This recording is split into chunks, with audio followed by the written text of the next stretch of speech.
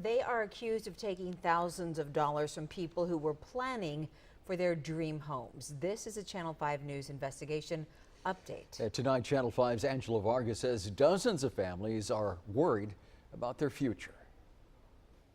A family is on edge tonight. They're concerned they may lose their home. The owners of the company they bought from are under indictment. A verdict in the case against the operators of Infinite Properties is still to be determined. As we reported in our original investigation, another business goes by the name of Infinite Properties in the Valley. JRMV Property Investments, LLC, a state-registered limited liability company, also goes by the name of Infinite Properties. They tell us in a statement they are not connected with Luis Antonio Rodriguez and Rogelio Ramos Jr. A member of JRMV Property Investments, LLC, Raimundo Valdez, sent us this statement. It reads in part, additionally, these individuals never held any authority to represent JRMV Property Investments, LLC in any dealings, whether through our legal name or our assumed name. We denounce their actions in defrauding the public and are seriously considering pursuing legal action against these individuals for damages caused by their unauthorized use of our registered assumed name. We'll have the full statement online at krgv.com after our newscast. Tonight, a family who used to pay them monthly fees is concerned.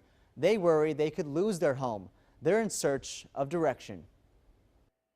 As you walk through this Edinburgh home, you'll notice it's practically empty.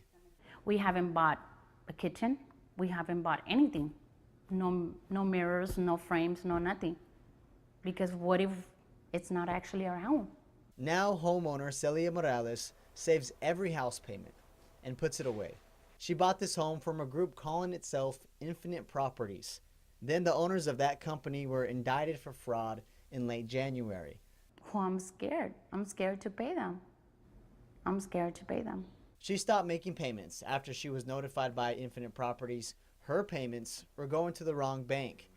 They wanted her to change banks. In the middle of November, we got a letter that we were not supposed to be making payments to Wells Fargo. Now it was going to be through Bank of America. So I gave my payment in December to Bank of America. But then coming January, that's when I was like, well, why did we change bank accounts?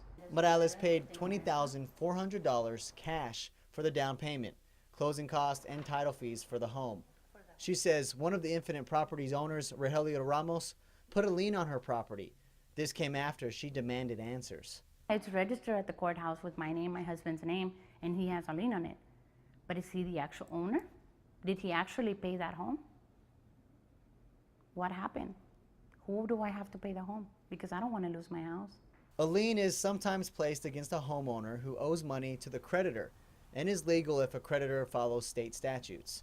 A homeowner can fight to have the lien removed. The other thing homeowners need to be concerned about, if convicted of the charges in the recent indictment, the case against owners Rogelio Ramos and Luis Antonio Rodriguez and Artemio Gomez are convicted, the United States government can send out a notice of forfeiture of all their property, real or personal, from all traces associated with the conviction. A total of 10 properties or subdivisions are part of the notice of forfeiture from McAllen to Houston, Texas. Celia Morales subdivision is one of them. We reached out to the Federal Bureau of Investigation to find out what Morales can do. The agency can't speak on the specifics of the case. Instead, they sent us this statement. It reads in part, we would encourage members of the public who believe they may have been defrauded through a real estate fraud scheme or any other fraud scheme for that matter to contact their nearest local law enforcement agency or the FBI as soon as possible. Morales says she'll continue to hang on to those monthly payments. We want to know if it's going to be an actual payment given. We want a receipt. We want to know that we are actually paying for our home. She hopes the authorities can help keep she and her family in her new home. FBI officials tell us if you are a victim, do not hesitate to reach out to them. The longer you wait, the longer the investigation will be to take, and it'll be more difficult to solve. Angela Vargas, Channel 5 News at 10. We wanted to know more about asset forfeiture when it applies to property. This is the Channel 5 News Extra.